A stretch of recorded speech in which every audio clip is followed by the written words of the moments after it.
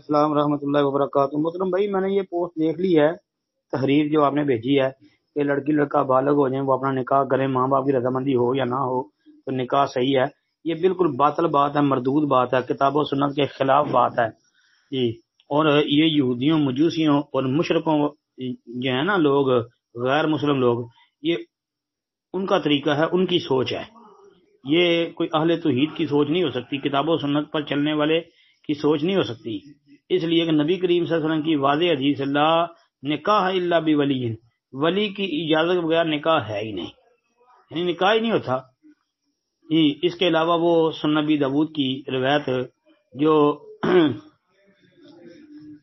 محققین نے درج کی ہے،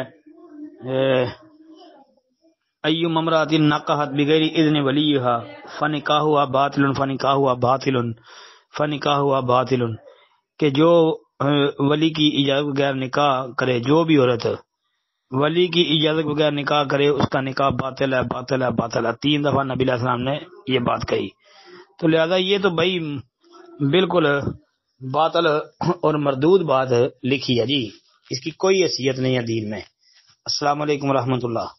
وعلیکم السلام ورحمۃ اللہ وبرکاتہ۔ محترم بھائی کا سوال ہے جی کہ جس بندے کا نکاح نہ ہوا ہو تو اس کا ایمان نامکمل ہے، یعنی مکمل نہیں ہوتا، اور وہ ایمان کی حالت میں نہیں فوت ہوتا جب مرے، اور اس کا جنازہ بھی نہیں پڑھنا چاہیے۔